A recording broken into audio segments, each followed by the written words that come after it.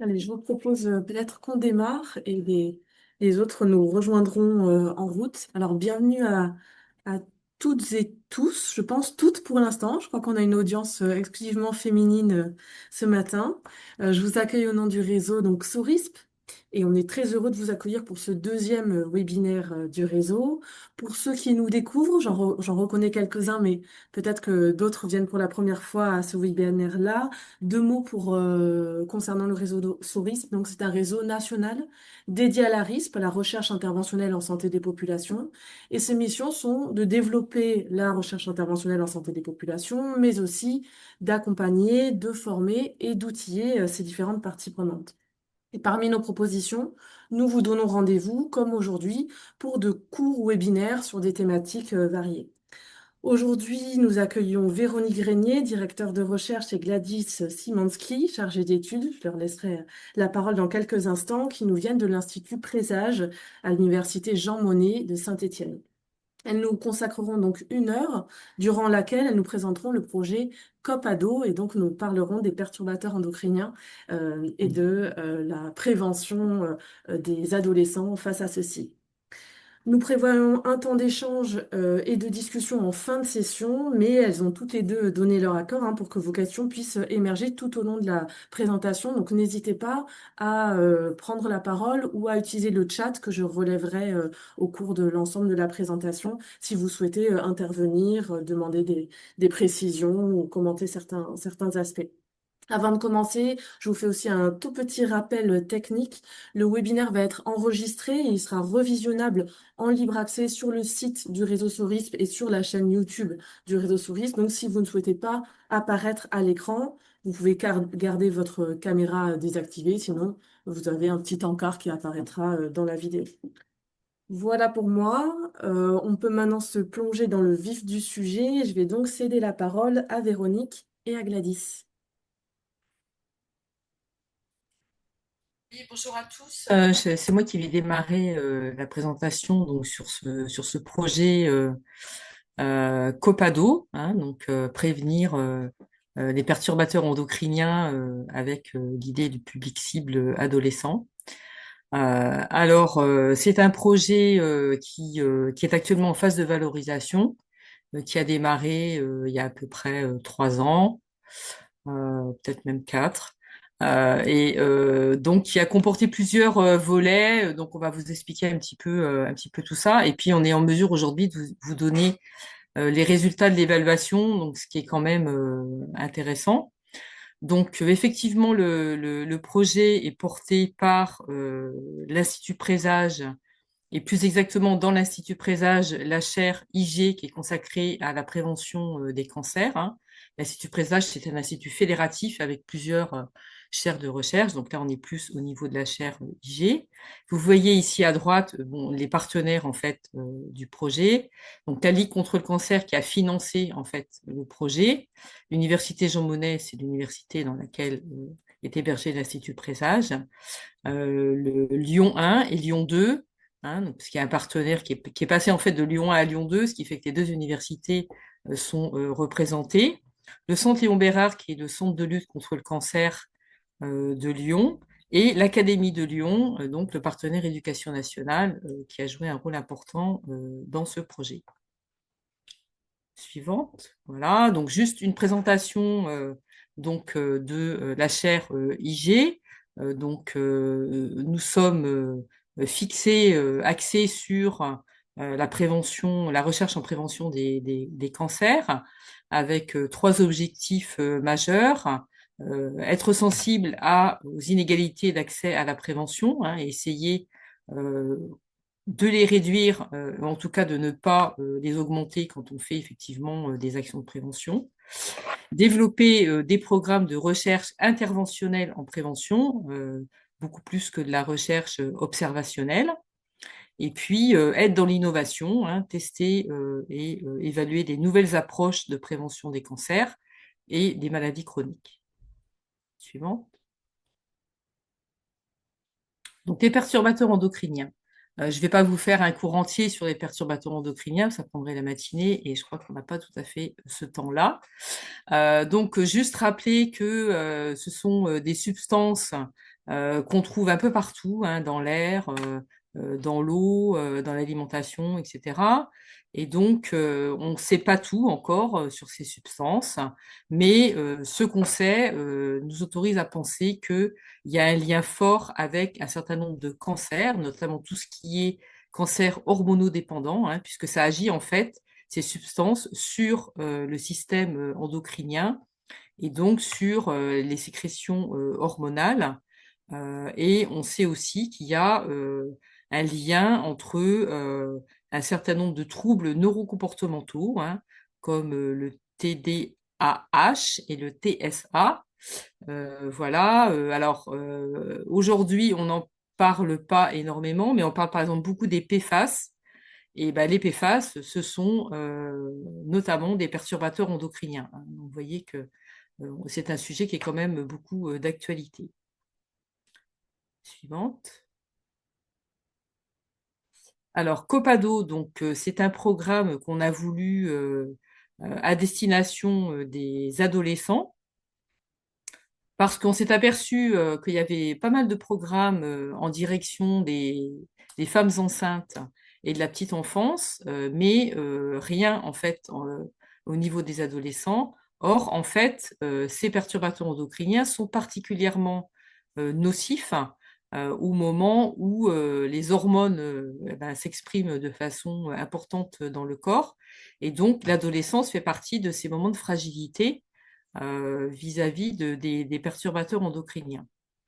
Donc, les adolescents, eh bien, le meilleur moyen de les toucher, c'est effectivement de passer par l'éducation nationale, hein, par l'école, hein, sinon c'est un peu compliqué. On aurait pu passer par peut-être les réseaux sociaux. Et là, voilà, on a préféré un partenariat scolaire. Et donc, on a développé le programme en 4 phases. Donc, la première phase, il s'agissait de savoir d'où on partait, hein, c'est-à-dire ces adolescents, finalement, qu'est-ce qu'ils savent déjà, est-ce qu'ils sont sensibles à la question, comment on va pouvoir travailler avec eux sur cette question. Ensuite, on a une phase de construction donc, du dispositif pédagogique. Et au cours de l'expérience du centre IG, on a été très sensible au fait qu'il fallait absolument être très participatif dans la mise en place des dispositifs pédagogiques qu'on voulait mettre en place. C'est-à-dire que souvent, en fait, on construit des choses et puis on arrive sur le terrain avec des choses qui sont très bien faites, mais le terrain n'est pas appliqué en fait au démarrage. Et là, on a souvent une espèce de réaction qui est normale, hein, et qui, puisqu'on n'a pas tenu compte en fait des personnes auxquelles le dispositif était destiné. Donc là, on a décidé vraiment de partir dans une co-construction. On vous expliquera un peu comment on a fait. Ensuite, on a mis en place donc un dispositif avec un environnement recherche d'évaluation. Donc c'est toujours assez lourd en fait de faire ça. Et ça nous a permis d'évaluer le projet. Et là, on est effectivement dans la valorisation. Donc la phase 1, hein, donc on a démarré en septembre 2021 et peut-être même avant parce qu'il y a toutes les autorisations éthiques autour de l'enquête, hein. Et donc on a commencé, on a quand même fait 23 focus group, hein, donc ça fait 275 élèves qui ont été interrogés. Donc vous voyez ici la distribution, on a voulu avoir un échantillon varié pour savoir justement s'il y avait des cibles à privilégier. Et donc, on a abordé avec les élèves bah, la compréhension et le point de vue sur les perturbateurs endocriniens. Est-ce qu'ils savaient ce que c'était? En gros, ils ne savaient pas trop. Donc, assez vite, on s'est dit, bah, on va faire une petite vidéo pour leur expliquer et après, on va recueillir leurs réactions. Donc, c'est ce qu'on a fait au cours de ces focus group. On a essayé de voir comment ils s'informaient, qu'est-ce qui, quels étaient pour eux les risques associés, et puis quelles étaient leur attitude générale à l'égard des mesures préventives et surtout de l'éducation à la santé qu'ils recevaient en fait en milieu scolaire et comment on allait pouvoir travailler en milieu scolaire avec un sujet comme celui-là. Et donc voilà donc les résultats très résumés, hein. Donc on a publié un article scientifique que vous pouvez consulter sur cette phase-là. En gros, ben voilà, donc les perturbateurs endocriniens, ils savent pas ce que c'est. Il n'y a aucune substance qui est connue. Par exemple, ils auraient pu connaître le bisphénol ou les phtalates, mais bon, non, ça ressort pas. On voit aussi qu'il y a un certain mélange avec des agents pathogènes comme les virus, les bactéries, en fait tout ce qui est un petit peu environnemental qui pourrait les impacter. Mais il y en a qui associent ça aussi à des risques comme drogue, tabac, alcool, etc. Donc on voit que c'est un petit peu mélangé au niveau risque pour la santé par rapport à ce qu'ils reçoivent en fait à l'école. Ils sont pas trop vigilants aux étiquetages des produits. Et ce qui nous a interpellés, c'est qu'il y avait un sentiment de fatalisme et d'éco-anxiété au sujet de ces perturbateurs endocriniens, c'est-à-dire en gros, ils se sentent impuissants par rapport à l'existence de ces risques. Et donc, notre objectif, c'était d'essayer de combattre en fait ce sentiment pour leur donner un sentiment de compétence et quelques billes pour pouvoir mieux se protéger de l'influence des perturbateurs endocriniens. Donc voilà, donc on est parti avec ces éléments-là, et puis on a, au cours de copiles où l'éducation nationale était présente, quand je parle de l'éducation nationale, c'est le niveau de terrain en fait, même si on a toujours gardé un niveau académique, là c'était important aussi. Donc un niveau de terrain, et donc on a travaillé avec eux sur des objectifs, c'est-à-dire à quoi en fait devait servir le programme, ce qui veut dire aussi comment on allait évaluer derrière l'efficacité du programme, bien sûr, hein. Donc on avait effectivement augmenté le niveau de connaissance sur les PE sans en faire des spécialistes scientifiques sur les perturbateurs endocriniens, mais surtout donc augmenter le sentiment de maîtrise sur les risques environnementaux, leur donner la possibilité d'évaluer les risques dans des situations de vie quotidienne ou de vie professionnelle, être capable de mettre en œuvre ces stratégies, savoir repérer des sources d'informations fiables et réduire le sentiment d'anxiété face aux PE et aux expositions, parce qu'on sait que l'anxiété, c'est pas facteur en fait d'action, mais plutôt un facteur de non-action, hein, on est un peu paralysé et donc on subit plus qu'on est acteur. Donc effectivement, la phase 2, c'était la phase de co-construction avec les enseignants sur la base de ces objectifs du dispositif pédagogique. Voilà, donc on a co-construit avec l'Éducation nationale. Vous voyez la liste de ceux qui ont participé. Donc également le centre Léon Bérard, Lyon 1 et l'université Jean Monnet, la branche sciences de l'éducation. Donc on a fait appel à toutes les compétences qu'on avait autour de nous pour construire ce dispositif pédagogique. Ça nous a pris un peu plus d'un an hein, pour construire ce dispositif pédagogique et arriver à des outils aboutis. Là aussi, on a un article pédagogique, un article qui a été publié auquel vous pouvez vous référer. Donc voilà les outils qui ont été construits. Donc on va pas pouvoir vous les montrer aujourd'hui, hein. Il y a 14 outils. Ce qui est important de retenir, c'est qu'en fait, ces 14 outils sont proposés dans les dispositifs pédagogiques et on les impose pas. Bien évidemment, il ne s'agit pas de faire 14 séances, ce serait beaucoup trop lourd comme programme. Ce qu'on a proposé, c'est plutôt une démarche donc qui est résumée à gauche là par 3 séances différentes.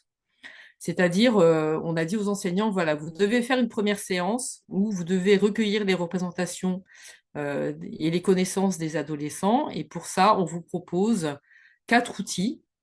Donc, vous prenez celui qui vous convient, avec lequel vous êtes le plus à l'aise, qui vous inspire le plus. Même chose pour la séance 2. Donc là, par contre, la séance 1 doit euh, être suivie d'une séance 2, où là, vous avez une phase active pour apporter des connaissances et des informations sur les perturbateurs endocriniens. On a aussi donc proposé un panel d'outils. Et ensuite, vous avez une séance 3, qui est une séance de remédiation pédagogique, où il s'agit de mettre les jeunes en capacité d'agir en leur proposant des ateliers pratiques. Donc là aussi, un panel en fait d'outils. Donc l'idée, c'est effectivement de partir de ce qu'ils savent faire et de les mettre à l'aise pour pouvoir leur donner des outils avec lesquels en fait ils savent déjà travailler. Donc ensuite, notre partie scientifique, c'était de construire un dispositif d'évaluation. Et qui dit dispositif dit outil, hein, c'est-à-dire que comment on fait pour coller effectivement aux objectifs qu'on avait décidés. Et là, eh ben, on a dû construire notre propre outil. Donc là aussi, ça prend du temps. Donc on a effectivement un certain nombre de thématiques auxquelles on a accordé donc un questionnaire hein, avec un certain nombre de questions. Et puis on a testé ce questionnaire pour savoir si notre score de connaissance de 60 points était quelque chose sur lequel on pouvait s'appuyer pour l'évaluation. Donc on a testé à la fois la compréhension des questions et le score de connaissance, à savoir est-ce qu'il était discriminant, est-ce qu'on pouvait trouver, quand on le faisait passer au niveau de cette tranche d'âge, des différences, hein, sinon ça ne sert à rien, effectivement, on n'arrive pas à voir si on a fait progresser le groupe d'élèves ou les élèves avec cet outil-là. Donc ça a été aussi assez long. Suivante. Voilà, donc ça, c'est le dispositif d'intervention pour pouvoir évaluer. Donc, on avait, alors ce sont à la fois des établissements volontaires et désignés, puisque l'Éducation nationale nous a un petit peu fléché un panel d'établissements. Nous, on voulait avoir des établissements filière générale et des établissements filière technique hein, pour voir un petit peu ce qui se passait sur ces deux types de filières. Et parmi ces établissements, il y en a qui ont répondu présent et il y en a qui n'ont pas voulu participer parce qu'ils avaient d'autres priorités. Donc ensuite, on a un petit peu sollicité les gens pour participer à un premier tour qu'on a appelé groupe intervention. Donc à cela, on a en fait ouvert la plateforme numérique où on avait mis tous les outils que je vous ai montrés. Donc on a ouvert cette plateforme numérique dès septembre 2023 et au groupe contrôle, on l'a en fait ouvert après, donc en janvier 2024. Donc notre groupe intervention, en fait, on a pu faire une première mesure en septembre 2023 à la fois du groupe contrôle et du groupe intervention. On a fait une seconde mesure en décembre 2023 des deux, groupe intervention, groupe contrôle, et on a ouvert en fait le groupe contrôle, la plateforme en janvier 2024. On a également fait des entretiens pour savoir comment ça s'était passé et est-ce qu'ils s'en étaient bien débrouillés en fait de nos propositions pédagogiques. Voilà, donc en termes d'évaluation, on avait deux types d'évaluation. Une partie, donc c'est ce que je viens de dire, hein, en fait, une partie qualitative qui visait à savoir est-ce qu'ils se sont bien débrouillés avec ce qu'on leur a proposé, quels étaient les freins et les leviers soulevés par ceux qui avaient utilisé le programme, en fait. Donc là, on a fait des entretiens qualitatifs et puis une partie quantitative avec le questionnaire que je vous ai montré, donc avec le score de 60 points. Et donc l'idée, c'était de savoir si on avait pu faire progresser les élèves et quel type d'élèves avec ce score. Donc concernant la partie qualitative, on a pu interroger donc un certain nombre de professionnels, donc des enseignants en biologie, des documentalistes, donc en fait tous les enseignants qui ont pu participer à la mise en place du projet. L'Éducation nationale nous avait imposé en fait d'avoir un groupe projet dans les établissements volontaires. Donc, un groupe, ça commence à 2 personnes. Donc, en fait, dans chaque établissement, il y avait au moins 2 personnes. Ça pouvait être l'infirmière, un enseignant ou 2 enseignants qui pouvaient donc mettre en place le projet. Voilà, donc ce qu'ils nous ont dit en fait, c'est que d'abord, ils ont réussi à mettre en place le programme avec les consignes qu'on leur avait données, c'est-à-dire 3 séances minimum. Il y en a qui ont pu faire plus, mais au moins 3 séances minimum, dont une dans chaque comment dire, progression, hein, donc une séance 1, une séance 2, une séance 3. Ils ont trouvé que c'était assez facile en fait à mettre en place. Il n'y en a aucun qui a abandonné en cours de route. Donc pour nous, c'est déjà, je dirais, une grande victoire par rapport à ce type de démarche. Ils ont trouvé que ça avait permis de renforcer le travail en équipe, hein, mais ça c'est grâce, je dirais, à la consigne académique d'être au moins 2 sur le programme. Ils ont pu travailler à partir de la plateforme numérique. Donc ça aussi, c'était l'idée de dire, bah oui, on a pu faire ce genre de choses. Alors, ce qu'ils auraient souhaité, c'était que les, euh, les chercheurs soient là, plus présents en fait, pour un peu plus leur mâcher le travail et faire un peu à leur place, j'ai envie de dire. Mais nous, c'était pas du tout ce qu'on avait envie de faire. Et donc, on s'est mis très, très en retrait, justement parce qu'on voulait aussi tester le, le fait que les enseignants puissent, en fait, travailler tout seuls avec les outils qu'on leur a proposés, puisque l'idée, c'est effectivement après que ces outils puissent vivre en dehors du projet de recherche et en dehors de tout accompagnement. Voilà, donc les freins, c'est effectivement la passation des questionnaires. Ben, il y avait effectivement l'aspect recherche qui était très lourd. Au début, ils ont trouvé que effectivement c'était un petit peu confus. Bon, finalement, ça s'est euh, assez vite rattrapé. Oui, alors le programme demande du temps et bon, bah, c'est comme tous les programmes, hein, j'ai envie de dire.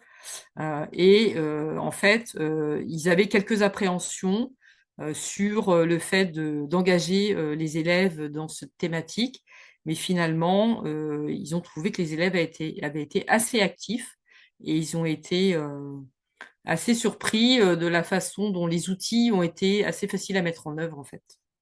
Donc, en gros, ça s'est très bien passé. Et je vais maintenant laisser la parole à Gladys, qui a travaillé sur les données quantitatives et qui va pouvoir vous donner les résultats de l'enquête quantitative. Donc, bonjour à toutes et tous, je te remercie donc Véronique pour tout ce début de présentation. Donc moi donc je suis chargée d'études et de recherche sur ce projet. Donc comme l'a dit Véronique, je me suis essentiellement occupée des résultats et de la valorisation du projet. Donc j'étais pas là dès le départ en tout cas. Je vais vous parler des résultats qu'on a eu par rapport au questionnaire. Donc, pour ma part, il était important quand même de vous faire apparaître ce petit schéma, en fait, pour vous dire qu'il y a 10 lycées, donc, en fait, qui ont participé et qui ont accepté de participer surtout au côté recherche. Parce que voilà, il fallait faire passer les questionnaires de recherche en plus de mettre en place le programme. Donc, il y en a 10 qui ont accepté. Il y a 4 lycées qui faisaient partie du groupe intervention, donc qui avaient accès à la plateforme. 5 qui n'avaient pas accès à la plateforme, donc qui faisaient partie du groupe contrôle. Il y en a un établissement qui avait une classe d'élèves qui était dans le groupe intervention et une autre classe qui faisait partie du groupe contrôle. Donc on a un lycée qui est un petit peu entre les deux. Donc ce qu'il faut retenir, c'est qu'au total, on a 152 élèves qui faisaient partie du groupe intervention et 424 élèves qui faisaient partie du groupe contrôle. Et donc, c'est sur ces élèves-là qu'on a pu faire des tests statistiques, excusez-moi, et donc nos résultats. Ça, c'est juste pour vous donner un aperçu et vous donner un aperçu donc des groupes et que vous puissiez comprendre un petit peu ce qui composait donc nos groupes. On avait majoritairement des filles au sein du groupe intervention et du groupe contrôle qui étaient en seconde. Pareil, au sein du groupe d'intervention et du groupe contrôle. Mais là où on avait une différence, c'est qu'au niveau du groupe contrôle, on avait une majorité donc de filles en seconde générale, alors qu'au niveau du groupe intervention, on avait plutôt des filles en seconde professionnelle, majoritairement. Donc, je le précise parce qu'en fait, vous verrez, mais ça explique pourquoi aussi, lors du premier questionnaire, globalement, on avait des scores plus faibles au niveau du groupe intervention que du groupe contrôle au tout départ, sans avoir fait, d'intervention particulière, sans avoir mis le programme. Donc, au niveau du score de connaissance, on s'est rendu compte que le score moyen des élèves du groupe intervention avait augmenté 4,2 fois plus que celui des élèves du groupe contrôle. Donc, comme vous pouvez le voir, au tout départ, les élèves du groupe intervention avaient un score qui était plus faible, donc de 33,99 sur 60, et le groupe contrôle de 35,83 sur 60. Mais au final, le groupe intervention a augmenté leur score moyen de 5,6 points alors que le groupe contrôle a augmenté de 1,33 points. Et vous voyez du coup que le score du groupe intervention est au-dessus de celui du groupe contrôle. On avait une significativité au niveau des deux groupes. Donc nous, on s'est dit, bah, génial, entre guillemets, on a plus fait progresser le groupe intervention en termes de connaissances que le groupe contrôle, ce qui était quand même l'objectif. Mais on se dit, bah, quand même, le groupe contrôle a aussi progressé. Donc nous, ça nous a questionné.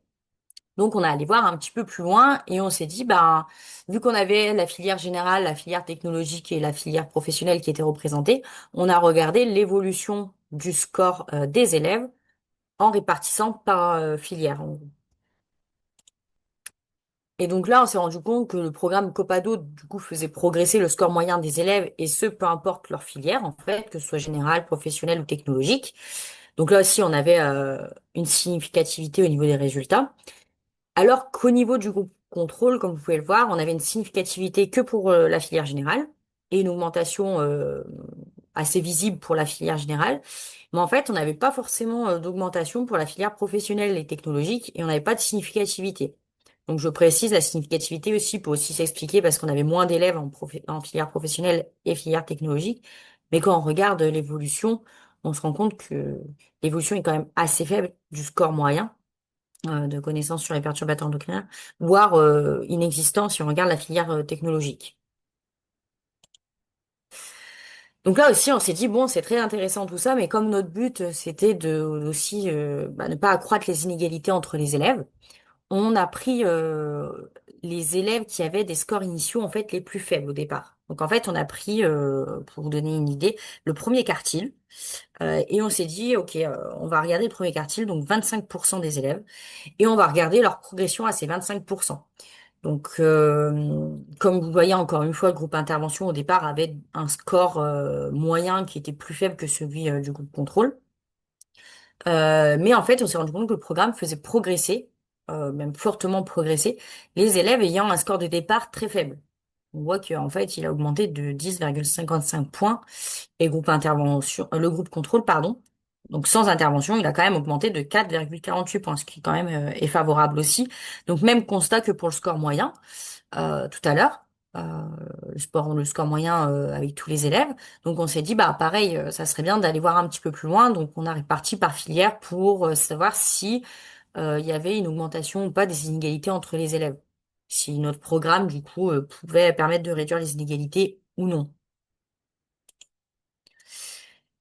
Et donc, en fait, on a fait le même constat, c'est que, ben, suite au programme, les élèves qui avaient un score très faible, donc au départ, ont fortement augmenté leur score, et ce, peu importe leur filière. Et quand on regarde, donc on avait des résultats qui étaient significatifs, au sein de l'ensemble des filières, et on a, comme au début, hein, on n'a pas de significativité pour la filière professionnelle et technologique pour le groupe contrôle, et surtout, on n'a quasiment pas d'augmentation pour les élèves de ces filières-là alors qu'en filière générale, on voit qu'ils augmentent. Et donc ça, on a regardé au niveau de la littérature et surtout du programme scolaire aussi en vigueur. Comme on avait une majorité de seconde générale au sein du groupe contrôle, on s'est rendu compte qu'en seconde générale, il y avait dans le programme scolaire une partie sur la reproduction et les hormones. Et donc, ben, probablement, les professeurs, enfin les enseignants de SVT ou de biologie pouvaient très bien parler des perturbateurs endocriniens à ce moment-là, avec ces élèves-là en particulier. Et donc, ça n'apparaît pas dans le programme des filières professionnelles et technologiques. Donc, ce qui pourrait expliquer aussi qu'ils augmentaient pas forcément leurs connaissances sur le sujet, sans intervention en tout cas. Et on avait d'autres questions au sein du questionnaire, donc qui pour nous était important. Enfin, c'était important de vous faire apparaître les résultats. Donc, au-delà du score, en fait, on avait des questions sur la perception des élèves sur les perturbateurs endocriniens. Donc, par exemple, on leur posait la question. Enfin, on leur donnait l'affirmation, j'ai des connaissances sur les perturbateurs endocriniens. Ils devaient dire s'ils étaient d'accord ou pas avec cette affirmation. Et donc, on s'est rendu compte qu'après avoir suivi le programme Copado, les élèves pensaient avoir davantage de connaissances au sujet des perturbateurs endocriniens. Et on a donc pareil, les résultats étaient significatifs. Et on a une réelle inversion parce qu'on voit qu'au tout début, on leur dit, bah voilà, j'ai des connaissances sur les perturbateurs endocriniens. Et il y a 80,3% des élèves qui disent, bah non, moi, j'ai pas de connaissances.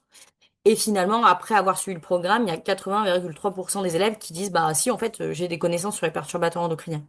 Alors que sur le groupe contrôle, mais sans surprise, étant donné qu'on n'a pas fait d'intervention spécifique avec eux, il n'y avait pas forcément d'évolution aussi flagrante, je dirais, sur les connaissances autour des perturbateurs endocriniens. On s'est aussi rendu compte que le programme avait favorisé leur capacité d'agir, enfin que les élèves pensaient à avoir une meilleure capacité d'agir sur leur exposition aux perturbateurs endocriniens.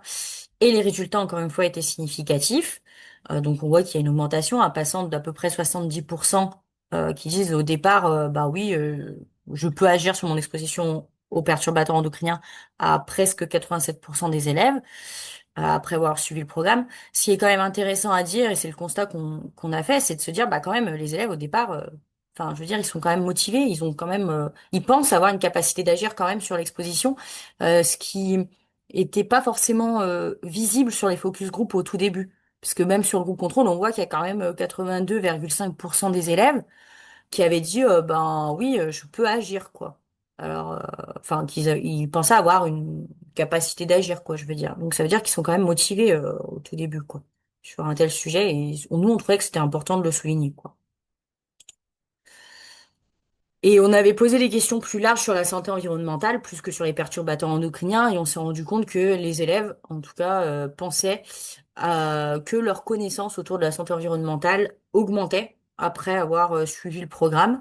Donc là, pareil, on voit une augmentation des réponses favorables, on va dire, sur l'affirmation j'ai des connaissances en santé environnementale. Et encore une fois, les résultats étaient significatifs. Et dans le groupe contrôle, il n'y a pas forcément d'évolution, une petite augmentation, mais les résultats n'étaient pas significatifs. Mais encore une fois, bah, sans surprise, parce on n'a pas mis en place le programme avec ces élèves-là. On s'est aussi rendu compte que la perception des élèves concernant leurs compétences en santé environnementale avait augmenté, parce qu'il y avait une affirmation sur les connaissances et une autre affirmation sur les compétences, et c'est exactement le même constat que tout à l'heure. Les résultats sont significatifs dans le groupe intervention et ils augmentent, les réponses oui augmentent, alors que dans le groupe contrôle, il n'y a pas de significativité et finalement les réponses favorables sont à peu près similaires. Donc après, bon bah, on s'est rendu compte quand même que le programme avait été, enfin pour nous, on avait coché nos objectifs de départ. On a pu augmenter leur capacité d'agir, on a augmenté leurs connaissances, que ce soit au niveau des perturbateurs endocriniens ou de la santé environnementale. On a réussi entre guillemets à ne pas creuser les inégalités entre les élèves aussi, parce qu'en fait je vous ai juste montré les plus faibles, mais on avait regardé les plus faibles, les faibles, donc autrement dit les 50% de notre échantillon. Après on a regardé les scores forts, donc 50% aussi de l'échantillon, et après les scores les plus forts. Et comme ça on a vu ben est-ce que le programme favorisait ou pas le développement, enfin l'augmentation des inégalités. Et du coup on s'est rendu compte que non. Il n'y avait pas d'augmentation et ça, du coup, pour nous, c'était très favorable parce que on sait jamais, hein, enfin quand on met un programme comme ça en place, on peut mine de rien accroître les inégalités entre les élèves. Et donc du coup, les professionnels, par le biais des entretiens, ont quand même évoqué des améliorations et pour nous, c'était important de vous les faire, de vous les communiquer. Donc ils voulaient en tout cas organiser des moments de regroupement entre les établissements parce qu'il est vrai qu'il n'y a pas eu de regroupement spécifique entre les établissements qui a été organisé. Donc ils auraient aimé pouvoir échanger avec les autres, faire une sorte de retour d'expérience pour savoir comment ils mettaient en place le programme, quels outils ils avaient utilisés, enfin voilà. Ils aimeraient inclure ben, les perturbateurs endocriniens au programme scolaire parce qu'actuellement, ils n'apparaissent pas en tant que tels dans le programme scolaire. On parle des hormones, mais on parle pas spécifiquement des perturbateurs endocriniens pour le moment. Ils auraient aussi apprécié avoir un questionnaire de satisfaction à destination des élèves pour recueillir leurs ressentis. Mais de notre côté, déjà le questionnaire de recherche, ben, ça a été évoqué par Véronique, il a été perçu comme contraignant en fait par les enseignants parce que c'était compliqué à mettre en place. Donc si on rajoutait un deuxième questionnaire par-dessus, je pense que ça aurait été un petit peu lourd pour eux. Repenser aussi, donc ça vaut pour les chercheurs de manière générale et pareil dans cet esprit de démarche participative, j'ai envie de dire, de repenser en fait le format d'évaluation questionnaire pour les élèves parce qu'ils trouvaient que c'était pas accessible à tous. Ça demandait quand même un certain vocabulaire, il faut une certaine concentration aussi pour répondre aux questions. Ben tout bêtement, il faut savoir aussi lire et écrire pour pouvoir répondre aux questionnaires, donc ils trouvaient que c'était pas accessible à tous. Donc je pense que c'est important de le préciser pour qu'on se questionne aussi sur la manière d'évaluer les programmes. Et deux points aussi importants, pour eux c'était important de sensibiliser l'ensemble en fait du personnel de l'établissement et pas juste les personnes qui étaient volontaires et de sensibiliser les familles parce que du coup les adolescents ne sont pas directement responsables des achats, on va dire alimentaires. Par contre tout ce qui est cosmétique etc. en général c'était bien eux, mais ils trouvaient que c'était important de travailler avec les familles. Je l'ai pas forcément précisé, mais les outils les plus utilisés étaient en séance 1 le photo-expression, parce qu'il y avait un photo-expression, et c'est ce qui a été le plus utilisé par les enseignants, parce qu'en fait, ils étaient familiarisés avec l'outil et qu'ils trouvaient que les élèves s'en saisissaient davantage. En séance 2, il y avait le jeu de cette famille qui a été fabriqué et qui a été réellement apprécié aussi par les enseignants. Et ils se sont beaucoup appuyés aussi sur des vidéos informatives sur les perturbateurs endocriniens afin de donner des connaissances aux élèves. Et en séance 3, il y a eu deux outils qui ont été le plus utilisés. C'était la fabrication du déodorant.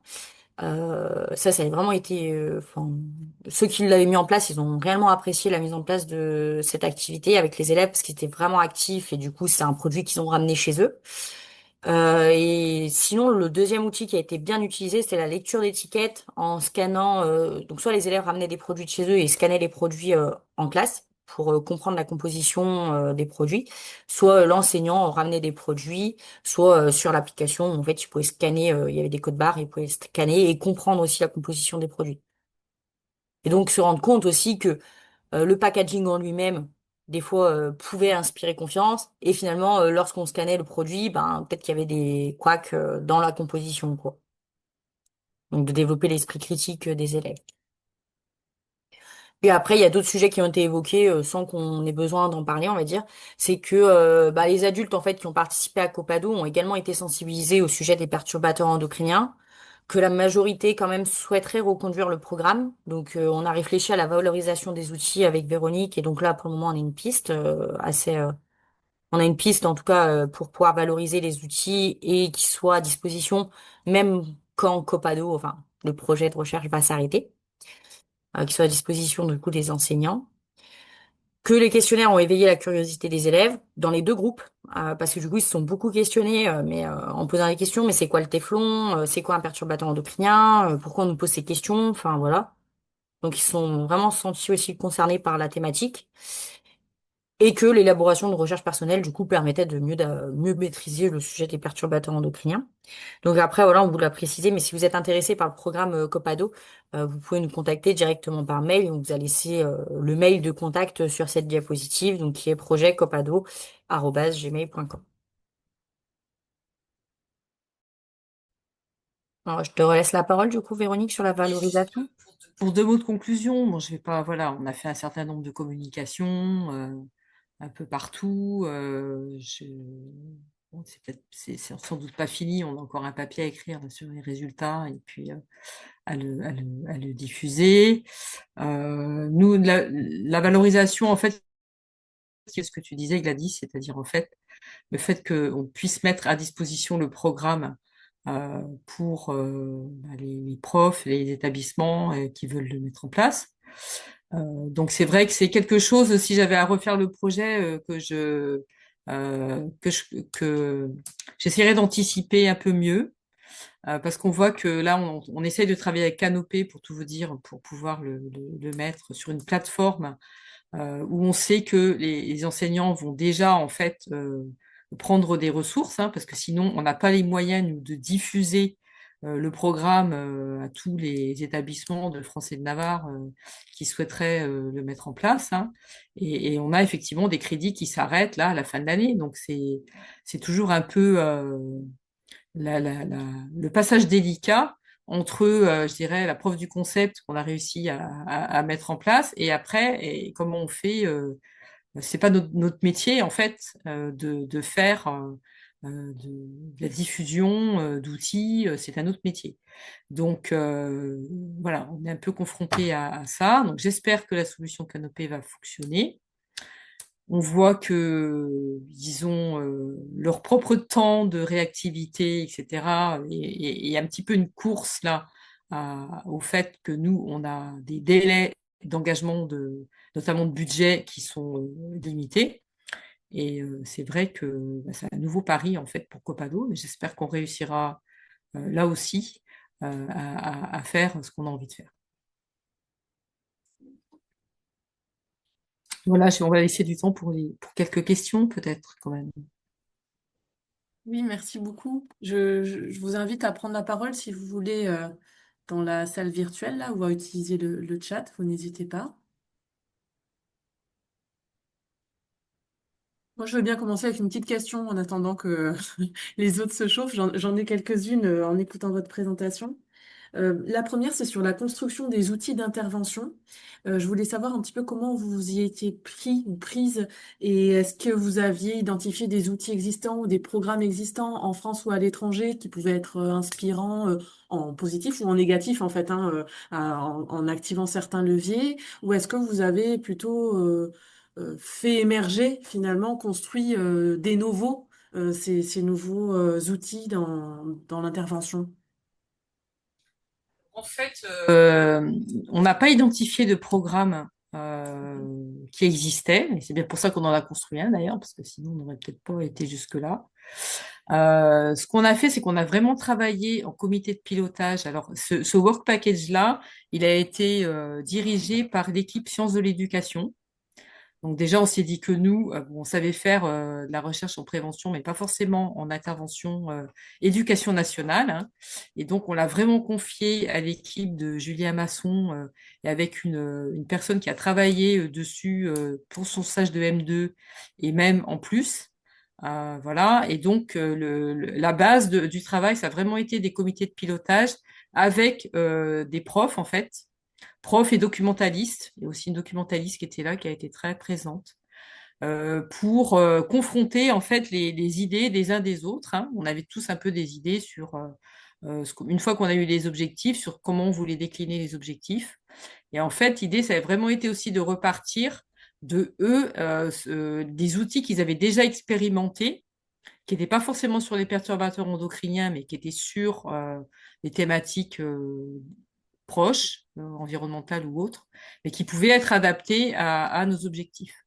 Donc c'est plutôt en fait dans la forme des outils, des choses qui avaient déjà été expérimentées sur le terrain et qu'on a essayé d'adapter à la thématique. Et pour reprendre aussi un petit peu Nolwenn, par exemple, on a un outil qui a été pensé par une enseignante, quoi. Pour donner une idée.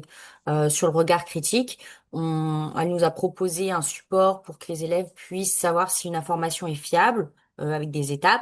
Bah, c'est elle qui l'a construit, sur Canva d'ailleurs, et qui l'a construit et du coup qui en a fait bénéficier au niveau du programme. Mais tous les outils ont été validés par les enseignants sur le terrain et par des enseignants-chercheurs, j'ai envie de dire. Mais à chaque fois, il y a eu une discussion et d'ailleurs, la co-construction a réellement été appréciée par les professionnels de l'éducation nationale, que ce soit le rectorat, pour faire large, parce qu'on a des membres du rectorat qui ont participé, comme des infirmières conseillères techniques ou des médecins conseillers techniques, mais aussi les enseignants sur le terrain. Ça a été sorti d'ailleurs des entretiens en disant qu'ils ont réellement apprécié et ont trouvé leur place dans la co-construction. Voilà. D'ailleurs, on avait plus d'ambition que ça au départ, puisque sur la plateforme, on avait laissé de l'espace pour pour des profs qui auraient construit d'autres outils au fur et à mesure de l'expérimentation. Bon, là, je crois qu'on a été un petit peu optimiste quant à leur implication et leur disponibilité. Donc, on n'a pas eu de nouveaux outils au cours de la phase de mise en place qui ont été répertoriés sur la plateforme, quoi. Mais on avait laissé cette possibilité de dire, bah, si ce qu'on vous propose ne vous convient pas, si vous avez quelque chose qui remplit le même objectif, allez-y, dites-nous ce que vous avez fait, etc. Et donc, bon, c'était vraiment la volonté de faire en sorte de ne pas leur imposer quelque chose d'extérieur, quoi, parce que bah, on l'a déjà fait et on sait que ça marche pas. Et on a des enseignants qui ont mis des photos aussi des élèves qui faisaient des activités sur la plateforme ou qui nous ont envoyé par mail. Et ça aussi, je trouvais que c'était intéressant. Merci. Est-ce qu'il y a d'autres questions? Moi, je vais bien poser une question. Moi, ça serait plus sur comment vous avez recruté les établissements scolaires. Donc, de ce que j'ai compris, c'était des établissements volontaires, mais voilà, comment vous avez fait du porte-à-porte auprès des établissements en présentant le projet, ou voilà, un peu sur comment ça s'est fait vos liens avec les membres de l'éducation nationale. Alors, il y a eu deux tours. Le premier tour, ça a été pour les focus group. Donc là, en fait, on a fait un petit peu. On était dans la Loire. On est resté en fait au niveau de notre département et on a impliqué la responsable des infirmières du département qui nous a un peu. On a fait une réunion où on a proposé en fait les focus group pendant la réunion des infirmières. C'est une réunion annuelle, hein, donc on a une chance par an. Et là, on a réussi à avoir quelques établissements. Ça nous a suffi pour faire la phase de focus group. Et ensuite, ça a été beaucoup plus long, donc la phase de recrutement des établissements pour l'intervention. Il a fallu faire des courriers, il a fallu avoir il y avait des choses différentes suivant les départements. Il y a des départements qui nous ont dit, bah, débrouillez-vous, hein, vous avez un téléphone, vous appelez les chefs d'établissement et vous essayez d'avoir. Donc on a fait ça, dans la Loire, on a fait comme ça en fait. Il y a l'un qui nous a dit non, mais moi j'ai un établissement pour vous, c'est celui-là. Donc voilà. Et après, dans le Rhône, ils nous ont donné une liste de 20 établissements avec les critères effectivement d'avoir des établissements techniques. Et ils nous ont dit, bah, ces 20 établissements, pour nous, ils ont besoin de faire des choses, hein. Donc ça, c'était au niveau académique.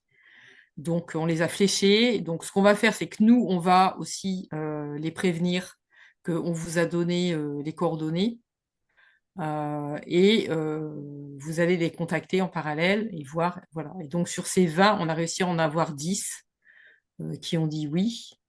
À savoir voilà, ils ont été sollicités par le rectorat. Le message étant, bah, ce serait bien que vous participiez parce que, en gros, vous cochiez pas toutes les cases en termes d'éducation santé, et donc ça vous donne l'opportunité de cocher la case, quoi. Donc après, ils ont été libres, hein, puisqu'il y en a la moitié qui nous ont dit, bah non, ça nous intéresse pas, on va pas faire ça, on va faire autre chose, etc. Mais on a eu un soutien, on va dire, de l'académie sur ce département du Rhône, qui est un gros département, et donc ils ont aussi beaucoup d'établissements. C'était plus facile aussi de recruter. Mais voilà, ça a pris beaucoup de temps, beaucoup d'entretiens, beaucoup de réunions. Après, je sais pas si ça intéresse, mais du coup, on a un établissement qui est dans l'Ain, on en a C'est 4 ça. dans le Rhône et 5 dans la Loire. Donc au total, on en a 10. Mais c'est vrai qu'en fait, il y a Ah oui, il n'y vraiment en avait que beaucoup 4 en d'établissements fait, ouais. qui... Oui, oui. En 4 fait, il dans y le en a Rhône, ouais. beaucoup Ouais, qui ont ouais. été sollicités, mais qui ont refusé. En fait, ce qu'ils refusaient, c'était pas tant le progrès... Enfin, dans ce que j'ai vu, hein, c'était pas tant le programme en lui-même, c'était vraiment le côté recherche, quoi. Le fait de passer des questionnaires aux élèves, pour eux, c'était une charge supplémentaire, quoi. Et le timing. Oui, et le timing, Ouais, ouais. voilà. Besoin d'établissements qui s'engageaient pour la première phase sur le premier trimestre, à faire les 3 séances sur le premier trimestre C'est ça. pour pouvoir évaluer. Euh, donc c'était assez contraignant. Et d'ailleurs, on l'a pas précisé, mais on avait un T2 en juin 2024. Et là, bon, bah, on va pas se mentir. Bon, après, sans grande surprise aussi, parce qu'au lycée, il y a le bac, etc. Mais on n'a pas eu assez de données pour pouvoir bah, mettre en comparaison. Donc, en fait, c'est pour ça que je vous ai parlé que du T0 et du T1. Parce que le T2, on a quand même analysé, on a quand même des résultats, mais on les a donnés, en fait. On pouvait pas anonymiser. oui, ça se dit, Oui. les résultats. Et du coup, pour garder une confidentialité, on a pris la décision de les communiquer directement aux établissements, mais pas à tout le monde. Voilà. Après, on a eu quelques petits soucis techniques du style. Bon, les questionnaires, c'est eux qui les ont fait passer, hein. On n'a pas été, nous, dans les classes, faire passer les questionnaires. Et donc, à un moment donné, on avait par exemple un établissement dans l'Ain, ce qui est quand même assez loin de notre base. Et donc, l'idée, c'était bah, comment on fait pour récupérer les questionnaires, en fait. Donc, bah, il y a un outil qui s'appelle La Poste. Donc, nous, ça nous semblait assez facile, en fait, de leur proposer ça. Mais eux, ils pouvaient pas, en fait, enfin, la dépense du timbre posait beaucoup de problèmes.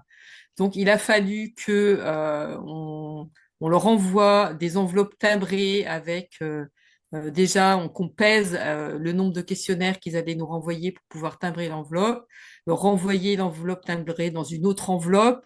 Et je vous explique pas les patouillages au niveau de l'université pour se faire rembourser les timbres. Bon, il a fallu être astucieux. Et donc, voilà, c'est ce genre de petits détails qui parfois rend la vie impossible aux chercheurs et sur lequel ils se prennent un peu la tête, quoi. Mais on a trouvé des solutions à tout. Ok, merci. Donc, si je comprends bien, la porte d'entrée, c'est quand même plus au niveau du rectorat avec les infirmières conseillers techniques. Je crois que c'est ça leur rôle. Ouais, ok.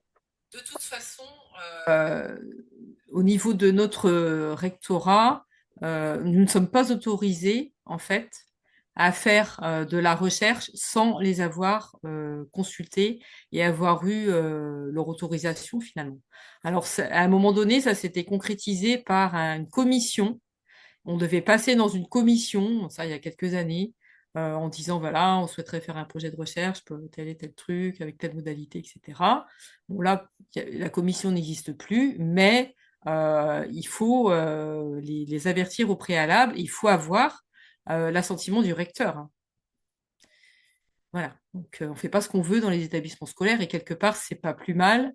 Quand on est parent, on est content aussi que ça se passe pas voilà, n'importe comment. Donc, il faut absolument que ce niveau-là, c'est des fois ce qui prend beaucoup de temps, parce que ça veut dire, moi, je me souviens d'un courrier qui a quand même été refait 5 fois pour les directeurs départementaux, voilà, qu'ils soient également avertis. Voilà. Donc, ça peut être très formel et très chronophage.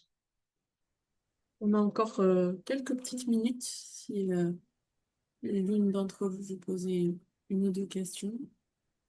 Bonjour, j'avais pas de questions, mais je voulais quand même prendre la parole pour vous remercier parce que c'était une très belle présentation et très claire, très intéressante et votre diaporama aussi est très beau et c'est très agréable.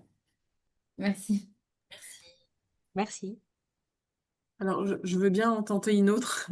Genre, j'en profite, hein, sans abuser, je l'espère. Mais tout à l'heure, Véronique, tu as avancé la problématique reconnue auprès des élèves d'avoir un sentiment de fatalité et de développer une éco-anxiété autour de ces questions-là, environnementales de façon générale, perturbateurs endocriniens de façon plus particulière. Peut-être que j'ai pas suivi assez dans le détail les instruments d'évaluation que vous avez présentés. Vous avez beaucoup insisté sur plutôt le développement des connaissances et des compétences, pardon, euh, avec les scores, également sur la capacité d'agir, enfin, le sentiment d'avoir la capacité d'agir sur leur exposition aux perturbateurs endocriniens. Est-ce que c'est de cette façon-là que vous touchez la modification, entre guillemets, de l'éco-anxiété, ou vous avez développé d'autres types de questions ou de mesures? Non, c'était par ce Ouais, levier. voilà, par la capacité d'agir, en fait. C'est ce qui nous intéressait de mesurer. Après, il y a D'accord. une question aussi sur On avait une question le sur stress l'anxiété, et je me souviens l'anxiété. pas. Ouais, Oui, vas-y, on en Gladys. avait une, mais c'était des perceptions et en fait, il n'y avait pas de grosse différence entre le groupe intervention et le groupe contrôle. Donc, bon, je ne les ai pas présentés. En fait, il y avait beaucoup de questions et on a pas mal de résultats, mais en fait, il n'y avait pas forcément de différence. Je veux dire, on n'a pas de souvenirs, on n'a pas forcément augmenté leur sentiment d'anxiété. On l'a pas forcément baissé non plus, mais comme dans le groupe contrôle, en fait. Il y avait une sorte de stagnation entre le T0 et le T1. Voilà. Donc, c'est peut-être pas le point sur lequel on a effectivement été le plus performant Non. dans ce Et on programme. avait une question aussi sur les habitudes. On s'est rendu compte que les élèves du groupe intervention avaient changé leurs habitudes sur certains sujets. de manière significative, mais dans le contrôle aussi, on en a qui avaient changé aussi leurs habitudes de manière significative, mais du coup, on pouvait pas vraiment faire de comparaison et on peut pas réellement affirmer, de toute façon, vu qu'il y a eu T0 et T1, et c'est pour ça qu'on avait fait un T2, c'était vraiment pour voir bah, les habitudes, mais on n'a pas eu vraiment de retour. On pouvait pas vraiment affirmer que le programme Copado, en tout cas, changeait les habitudes des élèves. À proprement parler, même s'il y a eu un changement quand on mettait en comparaison avec le groupe contrôle. Ouais. Alors, ce qui est toujours touchy dans ce genre de méthodologie, c'est que à partir du moment où le groupe contrôle, on a fait passer un questionnaire, le questionnaire, il sert d'alerte par rapport au sujet et bon, évidemment, voilà, il se passe des choses, hein. Je veux dire, c'est quand même, c'est quand même une intervention, un questionnaire, hein. Donc, c'est un petit peu la limite de l'exercice et de la méthode. C'est que le groupe contrôle, quelque part, il a eu une intervention qui a été 2 fois le questionnaire. Donc, c'est déjà beaucoup, quoi. Mais C'est ça, et puis on a des enseignants difficile de qui faire font partie autrement. du groupe contrôle qui nous ont dit ben, qu'après avoir passé le questionnaire, ils ont quand même évoqué le sujet avec les élèves parce qu'ils étaient trop curieux et qu'ils posaient trop de questions en fait. Et qui commençaient à chercher des informations, bah, notamment sur les réseaux sociaux, parce que c'est le moyen le plus utilisé par les ados pour se renseigner. Et donc, bah, en fait, même si c'était pas autorisé, entre guillemets, bah, ils en ont parlé parce que les élèves étaient vraiment demandeurs en fait. Et merci beaucoup. Il est 11 heures. S'il n'y a pas d'autres questions, je vous propose de s'en tenir là pour respecter notre timing. Et donc, j'invite les personnes présentes dans la salle et leurs collègues, s'ils n'ont pas pu être présents aujourd'hui, présents et qui sont intéressés à revisionner donc, éventuellement ce webinaire sur le site Sorisp ou sur le compte YouTube et sera disponible à partir de la rentrée universitaire. Voilà, pas au cours de l'été, mais septembre-octobre, ce sera le cas. Merci beaucoup, Véronique et Gladys. Merci à tout le monde. Merci beaucoup, Nolwenn. Merci. Merci beaucoup, c'était super. Au revoir. Merci. Au revoir. Bonne Au journée. revoir. Au revoir.